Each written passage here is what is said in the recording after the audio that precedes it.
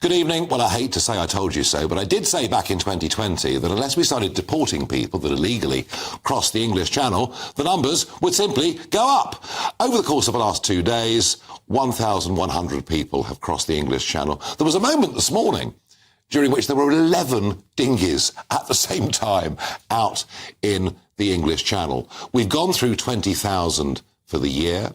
That is higher than we were at this point in 2022, which was the previous record year that finished up with a total number of 48,000. So that's the trajectory that we're on.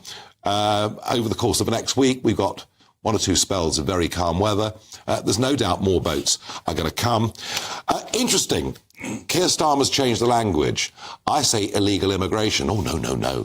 Can't say that anymore. Irregular migration is the phrase that the Prime Minister is now using. As if to say, well, it's not really a huge problem. Now, is it? But I wonder, can Labour stop this?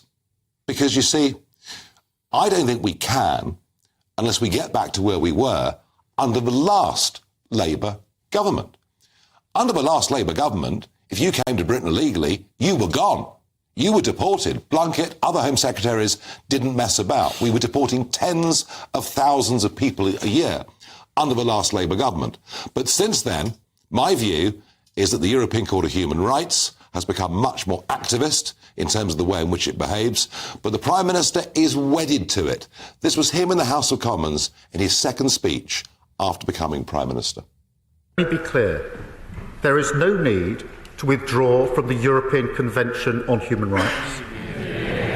That is not consistent with the values of that blood bond, and so we won't withdraw, not now, not ever. Well, of course, they both used to say that about European Union membership. I have a feeling this is an issue that'll become a hotter political one as the course of the next few years go by. But you tell me, can Labour stop this from happening? Want your views, please. Farage at gbnews.com or tweet, or X as it now is, hashtag Farage on GB News. I'm joined in the studio by Bill Rammell, former Labour MP and, of course, former Foreign Minister under Gordon Brown, and Kwasi Kwarteng, former Conservative Member of Parliament and, of course, former Chancellor of the Exchequer. Bill, I must start with you.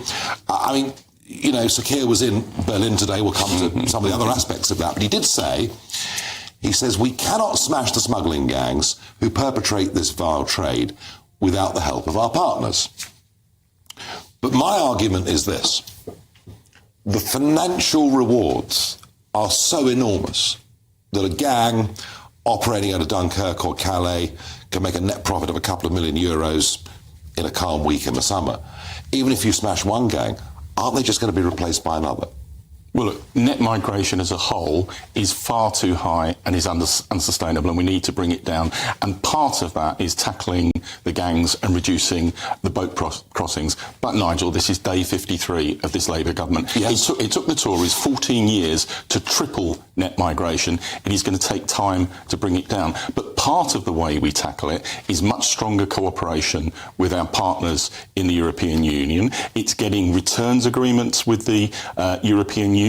It's intelligence sharing and police cooperation to go at the gangs at source. But all of that is going to take time. But my response to that, Bill, would be that they can't stop huge numbers crossing the Mediterranean. Why on earth are they going to help us in the Channel?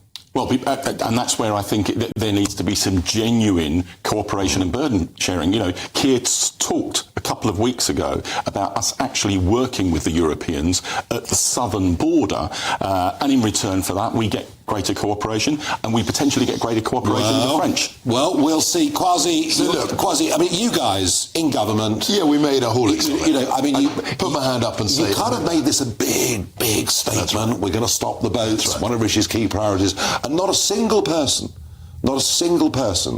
went to Rwanda against... So when he came out, I think it was in January 2023, he came in, he said his 5 pledges, you know, inflation, growing the economy, all of that. And then he said, stop the boats. Yeah. And we were amazed because it was obvious that he wasn't going to do that. And we were thinking, why has he said this? And actually, I think it's got worse in the last year. So that was a complete disaster for the Conservative Party. But I think the problem that Labour have is that if Keir Starmer's saying we're not under any circumstances going to leave the European Convention on Human Rights, all that's going to happen is that if these people get deported, they'll appeal to the ECHR, and they'll win, and we have to bring them back. But Kwasi, what did you? I mean, Kwasi, you know, you can talk. I mean, I firmly believe that the ECHR has become more activist. Yes. You know, there was a ruling against the Swiss government not long ago on meeting net zero targets, etc. But your party has no. I mean, the Conservative Party has no position on this. Look. So we were at sixes and sevens. You know that during the last government. It's very striking that the leadership candidates, Jenrick actually left the government on this issue. He did. And said very openly that unless we're serious about leaving the ECHR, we're not going to solve this. And Tugendhat recently, rather surprisingly, because he's seen as being more on the left of the party, said we've got to put that on the table. So clearly, the leadership contenders realise, as I think you do, that if we're in the ECHR, there's very little we can do. Well, this is. I mean, Bill. You know, I made the point earlier that that last Labour government. Yeah. I mean, if you came to Britain illegally, your feet didn't touch the sides. You were gone. I was part of it as a minister. Yeah. So you look at the situation in 2005, and asylum numbers had got out of control. We then threw the kitchen sink at it. Yes. And you know, I was a Foreign Office minister, meeting every week with my Home Office counterpart to push officials to do everything possible to drive the numbers down. You need that kind of... And you did it. We did. And you need that kind of serious... So why can't that... But my argument, Bill, is that the ECHR was not as active in these areas back in 2005. But I still think you can do it. And the real contrast I would make, forgive me, Kwasi, is with the last Conservative government that was interested in gestures and stunts, which is what Rwanda was, which was never going to seriously bring the numbers down. So I think Rwanda was, if the party had got behind it, and if we'd got it through, I think it could have been effective. But unfortunately, for whatever reason, 2% of people. Unfortunately, for whatever reason, well, the idea was that even if a few thousand went, it would act. It would have been some deterrent. But they're clever enough to know if you come thousands of miles across the world and you've got a 2% chance of being sent there, that's not a deterrent. How, Bill Rammell, were you able to deport people then, and you can't now? Well, I think you can do it now. And, you know, watch this space of the way that we're going to work on this over the coming months and years. And we cannot go into the next general election with net migration at 685,000. But, OK, let's draw a distinction here. I mean, you're absolutely right. The figure that really matters and impacts people's lives is net migration at unsustainable levels. I think we all understand that, whether it's housing, GP services, infrastructure, whatever. And it already looks like through a series of changes, the numbers are going to come down quite significantly. Well, that was stuff that, to be fair, Rishi Sunak did bring in some measures to do that. Belatedly, yes. But, okay. I mean, you know, the idea of students coming, bringing dependents, in the end, some of that was dealt with. Things that people like Kemi Badenoch actually campaigned for, but we'll come to that another evening when we talk about the Tory leadership contest. But isn't the point here really that if a court in Strasbourg has the ultimate say over who can and cannot be deported from our country, we effectively have lost control. And the point is, Bill, even though you're right about net migration figures, the anger is on the channel. And it's perceived to be unfairness. You see, I mean, how is it if the Labour government are not going to put people in hotels but put them in social housing, how is it that my son's on a waiting list for 18 months? It's not going to be in social housing. You know, that's on the table. No, because the local authority powers to give priority to local residency will exclude, in almost all circumstances, migrants coming here. Well, we'll have to see. But, Bill, my point is, this is the thing that angers people. There is a sense of injustice, there is a sense of unfairness. And if your government doesn't tackle it, or isn't able to tackle it, and if smashing the gangs is going to take years...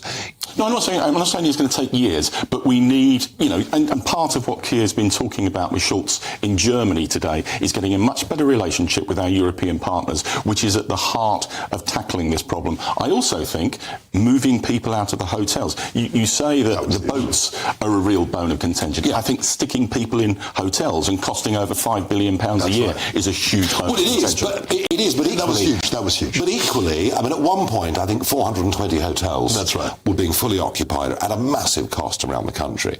One or two hotel groups making very big money That's right. out of it. And actually, that was one of the big issues as a constituency MP until about 2 months ago. That was a massive issue as an MP. I mean, you'll remember this. I mean, obviously, I don't think it was as acute when you were there for the reasons we've discussed. But for MPs now, it was a huge issue. But if you don't put them in hotels, but you put them in private rentals, or you put them in social housing, either or, you're forcing up rental prices. That's right. So that's why tens of thousands of people. That's why we were very keen to try and set up third-party, third-country areas to deal with this stuff. But they've got to be the right ones. So look, when I was a minister, we looked at third countries, but they had to be the right ones and not open to the kind of challenge and criticism that Rwanda Did was. Rwanda cost 700 million? Because that's a claim that's been made from the front bench. Is that right, 700 million? That's my understanding. I don't think it was. But actually, if you house You were the Chancellor. How much was it? For 7 weeks. What kind of come to that? But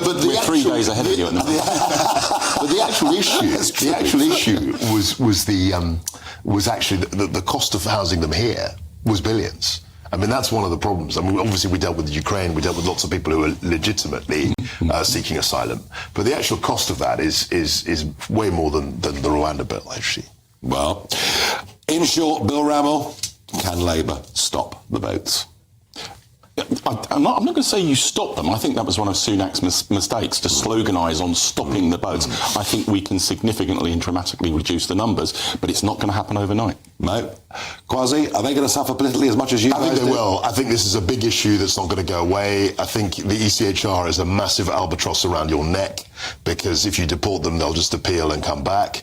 And I don't see. Would you leave way forward. ECHR? I think you've got to put it on the table. I would. No, I didn't ask that. No. You've got to say, if this and this doesn't happen, we're prepared to leave. You can't just say, oh, we're never going to leave and we'll just take whatever they say willy-nilly. That's not a credible Despite policy. all the noise around this, over 2/3 of British people support membership of the ECHR. Yeah, they might do, but that's because it's not closely associated with don't. That's what the polling evidence Bill, is. we haven't had a proper national debate on it. I think that's perhaps the point. That status quos tend to have majorities until you have a debate. EU membership perhaps was a little bit like that. Dare I say it? We'll come on to that. Well, I'd love to see a referendum on ECHR membership. And also, it's closely allied with this. Do you know what? If Brexit's taught me anything, it's that referendums are one of the worst innovations in the British Well, system. you may very well say that, Bill Rammell, but here we are governed by a massive Labour majority. You only got a third of the vote. I'm not so sure. I quite like referendums.